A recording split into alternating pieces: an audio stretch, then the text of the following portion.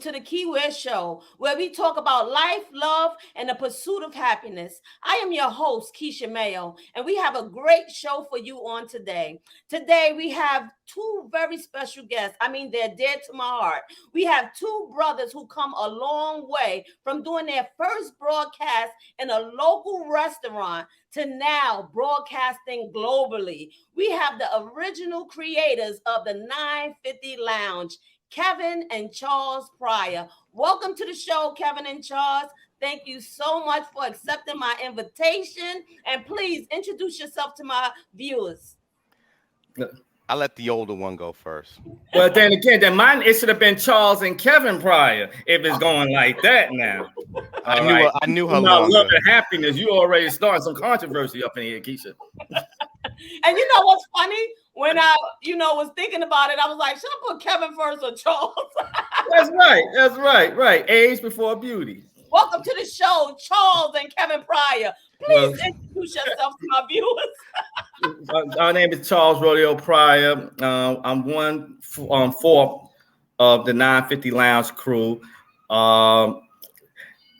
Like you said, it's been a journey, but the journey is not complete. So again, I thank you for having me on the show, and I just look forward to my interview and my spotlight on your show.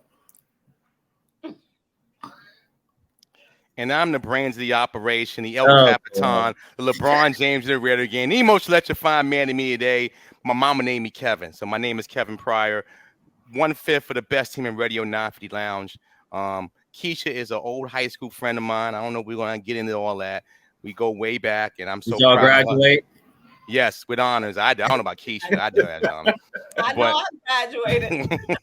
But I'm so happy to see your growth. I mean, obviously, I remember when, going back just from the third floor hallways to where you're at now. And it's nice that we're both kind of collabing at levels that none of us really saw.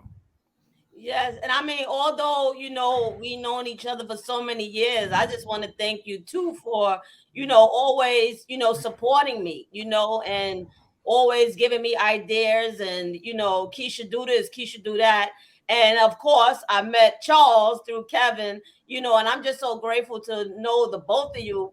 But my question to you is, have y'all always been close growing up? That trick question. No, I'm just curious because now that y'all in the business together, I mean, have y'all always been close? We've been close, but I mean, when you become an adult and you take care of your business and you go in your own lane, it's not that you're not close, but you tend to shy away and you handle doing your own thing. But once we started back with the show, it definitely has brought us more close together. We talk a lot about things that ain't even got nothing to do with the show, because understand we are brothers from the same mommy and daddy. So anytime we have family issues, it's going to affect me as well as him. Right. Yeah, I mean, just like what Charles said, or Rodeo, I don't know what I'm calling him tonight. But yes, I mean, the show has made us closer. I think, again, me and my brother, but people who know us, we are two different ships passing the night from a personality standpoint. Mm-hmm. But again, I've always looked up to my older brother. I don't know if he even knows this. I always kind of idolized him. I could never wear his clothes because he was always smaller than me. But nevertheless, I always wanted to wear his stuff. But he was always somebody I admired. He had a style, he had a flair. And then doing the show, which again kind of came out of left field, was not planned, it was not choreographed. It really has grown us. And I think, again, it's made us closer because it's something that we share a passion for. Mm-hmm. So what made y'all go into broadcasting?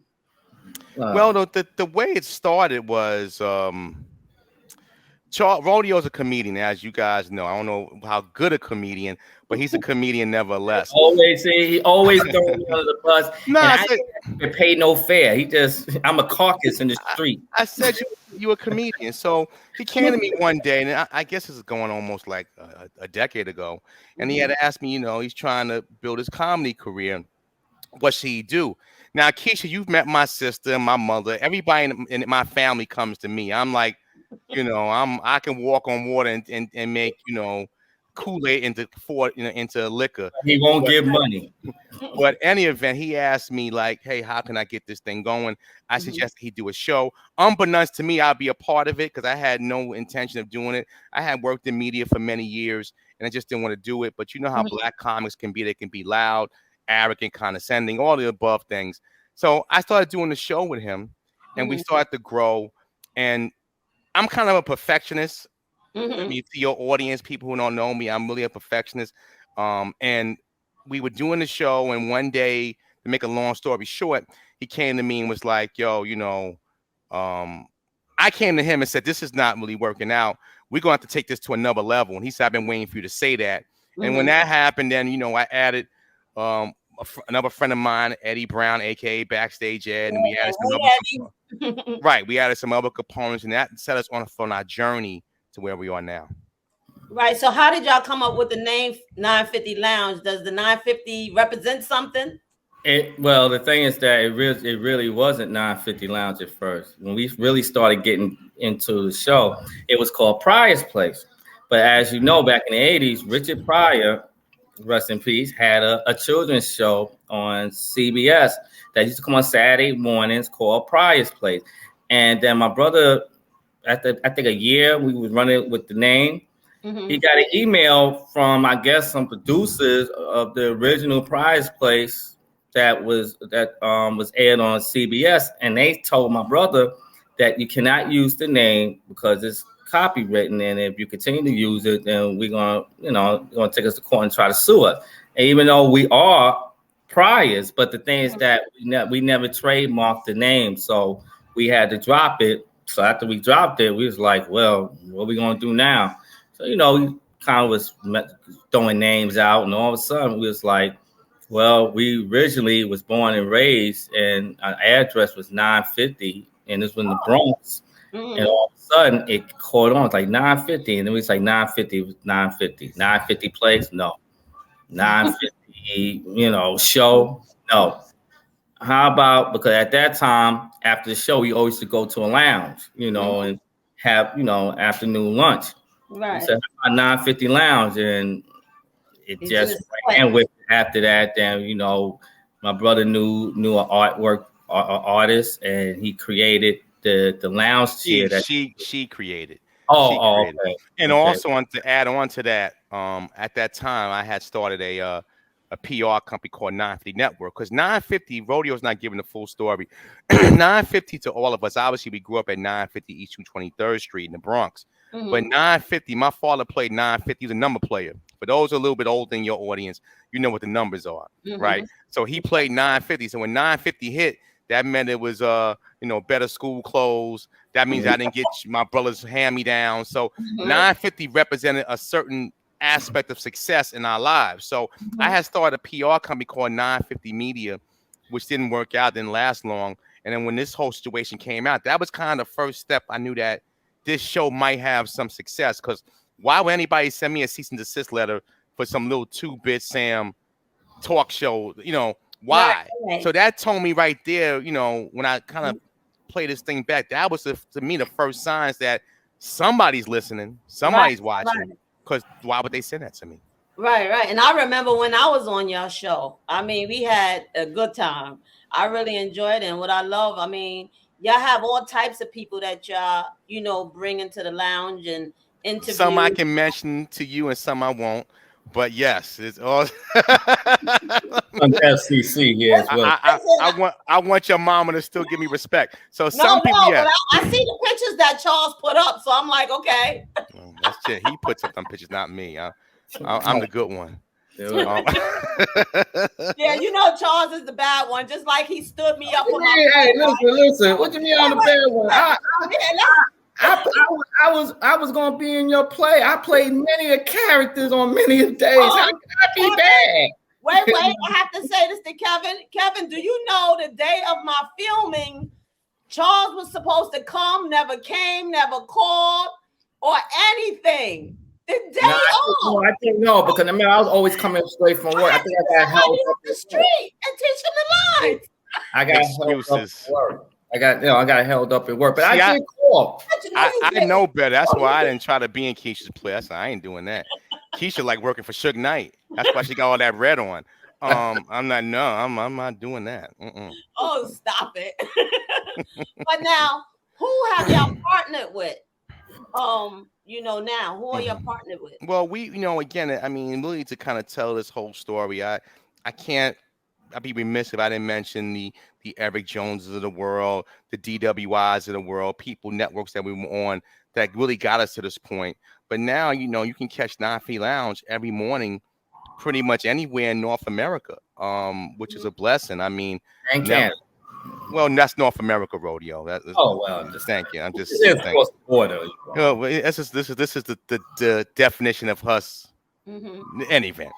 But yes, you can catch us in anywhere in North America, multiple networks. Mhm. We just partnered with a streaming TV partner called Catch Card, which is an app that's on Apple, Amazon, Roku. Mhm. You might be seeing this young lady here soon, Kent Hint.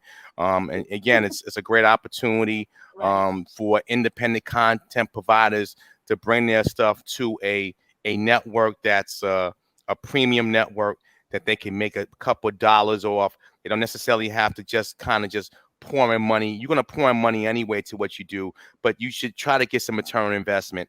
And that's what we've done with Catch Card with those partners. I'm excited to be, us as 950, be a part of that.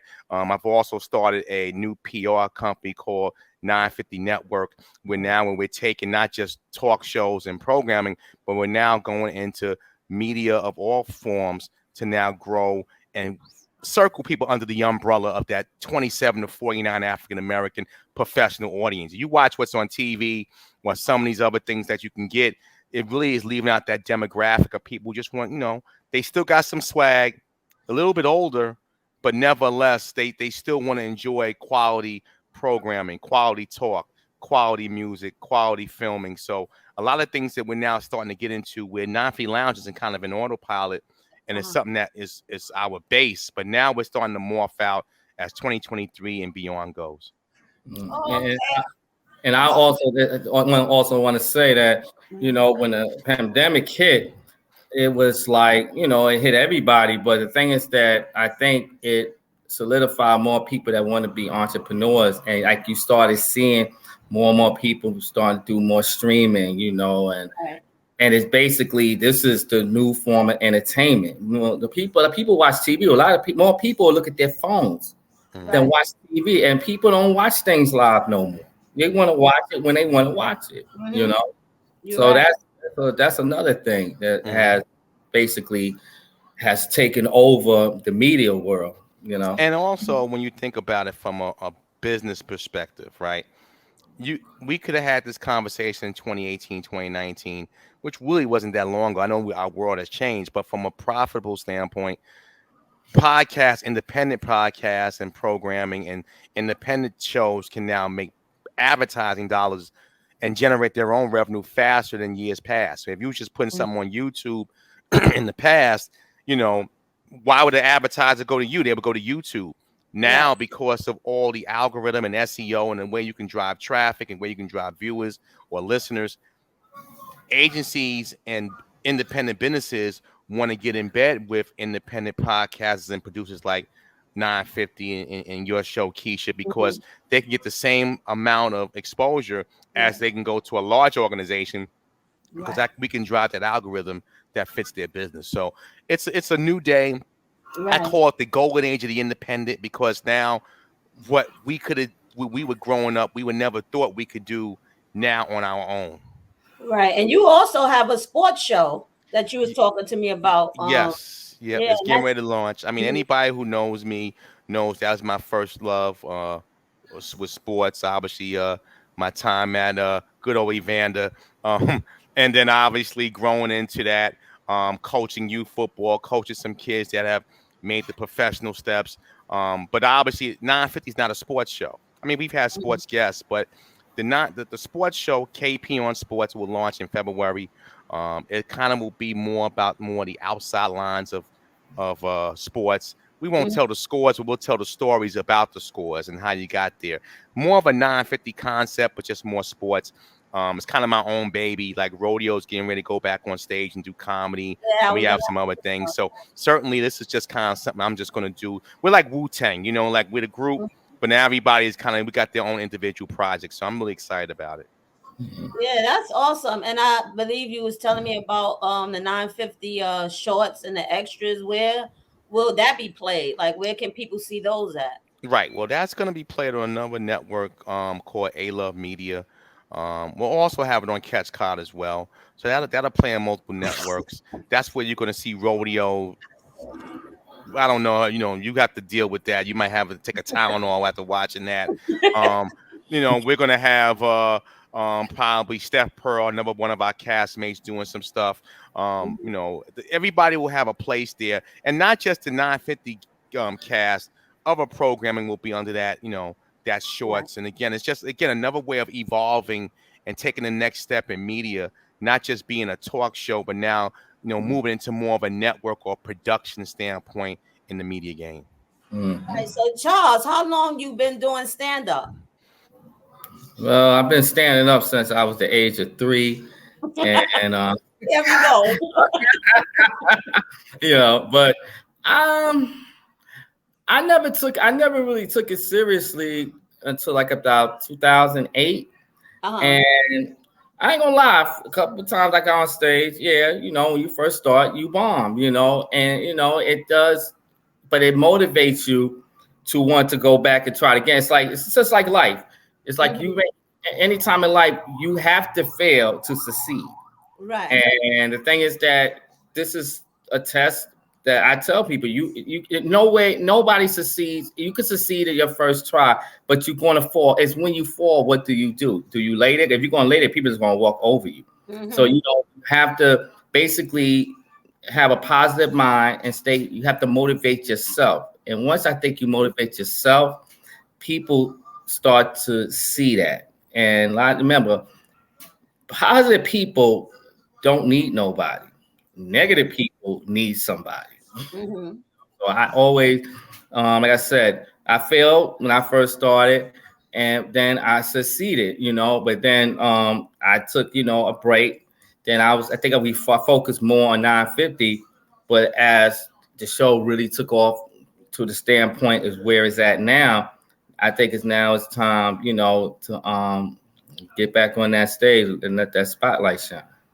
Yeah, have you been doing stuff like on TikTok? You know how people do those little skits, and you know. Honestly, no, but I feel that, you know, TikTok is a great tool and a great instrument to have. But I think TikTok is mostly, I think, for the millennials. I think it's really a younger vehicle. You know, rodeo is like 70 years old. We don't know TikTok. No, but I think that you know, it's a good vehicle to have. But the thing is that I think that TikTok is more for, like, I think like a younger audience. You know, because if you see a person that's 65, 70 years on TikTok, all right, it's cute, but so you're 65, 70? Like brother 65, 70 years old. So you're saying you're 65, 70 No, I'm just saying. You just said that. I'm just saying I have seen people on TikTok. Keisha, did you just say that? It's cute, but to me it's really no substance, you know. It's like you're trying to get a quick hit. So now you just ready to get back to the stage. Basically, I'm ready to, you know, go back to what I love to do, you know, and it's therapy, you know. And the thing is that if you can't laugh at yourself, why should you laugh at others? You know, and that's the way I'm, you know, like I look at your mano back there, you know what I'm saying? You got balloons from 2015 up there. You got your Deceive book, you know. I never got a signed copy. Where you see the balloons at? What ain't that? But that's balls. That's plastic apples. Those are not even apples, see? Those are stress relievers. I ain't messing with y'all. You know what, Keisha? If I didn't know, but I would thought you was, you know, from LA or, you know, Compton with all that red on. I don't want to say. Now you acting like Charles. Please don't say that, please. Please don't say that. came out and started doing the walk, I would be like, oh, it's on now. Keep it gangster, yo. Keep it gangster. No, this is the blood of Jesus. Oh, okay. Okay. We can't touch No, that. I'm not gonna touch that. I ain't gonna. Like hammer, can't touch that. You know. Don't leave that alone. I just got healthy again. Thank you, Jesus. Shimmer the higher glory. But Kevin, don't make me call. Don't make me call. the color does blend in the cherry wood behind you. Now, Kevin, how long have you been into advertising? Because I know you're a consultant. Since Charlie called. You're a media personality. Like, how long you been doing that? Long. See, I don't want to give away my age like my brother just gave away his. But put it this way. Well, you I've been in advertising as long as people been using newspapers, and we had still had antennas on our TVs. So it's been a very long time. But you know, it's amazing to watch the growth of media. I mean, when I first started in advertising, it was all about newspapers, billboards, and radio and TV commercials. Now it's like, you know, you can do an ad and you can track exactly who you want to be on that ad. So if I tell somebody I want to have 27 to 49 professional college grad that makes over $100,000 a year, I can drive traffic to everything I just listed, which is amazing, which obviously you couldn't do 20, 25 years ago from a standpoint of advertising. So been doing it a long time. I've now left the advertising industry as a occupation. I still do it for myself, and I obviously started my own PR company, you know, this coming year. But I still keep up with the trends, and certainly it's helped me with growing the 950 brand. Oh, okay. Well, I'm just so proud of y'all both. You know. Wait, hold on, Keisha. Now hold on now. Hold on, we got 4 minutes. We got 4 minutes. Now, what are you doing? I mean, you dance, you sing, so listen. I'm interviewing you. Well, yeah, but hell, we do this the same way you do it. No, I'm taking a break tonight. I'm fine being interviewed. I'm fine. No, Kevin. I mean, you gotta let the people know about y'all. Come on. Well, they again, know who's Kevin and Charles. They don't need to know too much. Y'all went from the restaurant to well, I don't necessarily would call that. I wouldn't necessarily call that place. It wasn't a restaurant. It was I wouldn't necessarily, just a fast food spot. You want to be some honest. eatery, just some hole in the wall. But I won't say the name because I don't want to get sued. Then we went to a tattoo beauty parlor. Right. And from there to somebody's house. Get indicted radio. Actually started going into the studio. That's when we started taking this. But it was an evolution to get where we had to go. We, again, like you mentioned, we started very modestly. I remember the first time we recorded something and it was recorded and we played it another day. And I was working in an office then, and I just wanted to go home and listen to it just because it was on through the computer. And from that into where we at now, where I don't even listen to myself as much. I critique myself more than I listen. But it's just been a growth, and it's a blessing to have a product that I can say I do it with my brother, I do it with close friends, and it's something. Obviously, we don't always get along. I think they hate me more than some days, but you know what? The perfectionist of me is always going to be there, and the reality is that we've never done our best show because, again, there's always room to improve. And I tell people all the time who are looking to get into the space, if you want to do it. But be real with yourself. People identify with real personalities. Don't go trying to be something you're not. Don't go try to imitate somebody. Be who you are. Don't be afraid to be transparent. Don't be afraid to show who you are and what you're about. And that's good, bad, or ugly. Because I think that's where the success part of 950. We're not doing anything nobody else is doing. I just think that we're telling unique stories that fit who we are. Right. Right. That's Radio Raheem, love and hate. And I'm glad you said that because I was going to say, what advice do you have for people who, want to get into broadcasting? I was reading your mind. But listen, I want you guys to let my viewers know how they can, find y'all. Where can they find y'all on social media? Where can they listen to 950 Lounge? I know y'all just moved, right, to City Island now? That's where we record. But you can catch the greatest listening experience you'll want to find every weekday morning from 6 to 9 a.m. Eastern. Since this is a New York-based show, you can catch the show every weekday morning on Backstage Radio Rough Riders Radio are the two options. You can also catch the podcast version of 9 Feet Lounge everywhere you get your podcasts at iHeart, Amazon Music, Spotify, you name it. And coming in February, or whenever you see this, you can watch us on Catch Cod Network. You can download the Catch Cod app on your Apple phone or Android phone. You can watch us on Amazon TV, Fire TV, or Roku TV.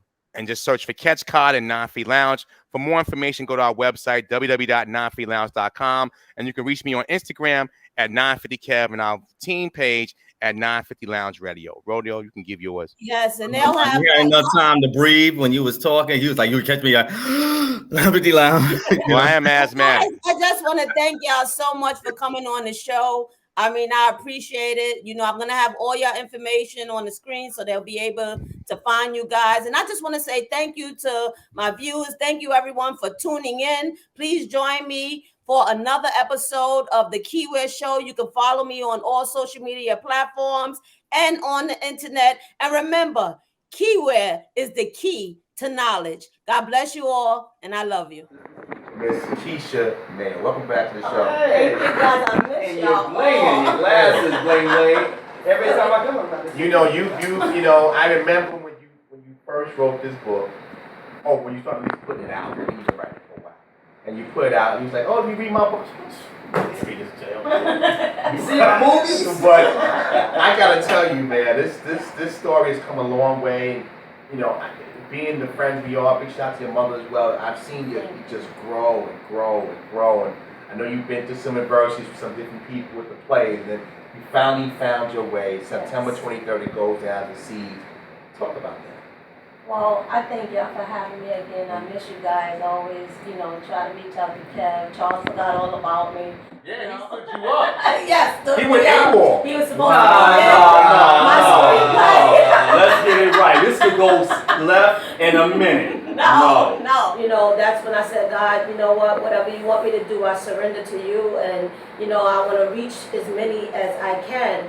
And so when I put the book out there, matter of fact, even before that, I was like, okay, what am I going to do? I mean, a publisher came, which was somebody that I used to sing with Kiss Inspirations, in the Kiss Inspiration choir.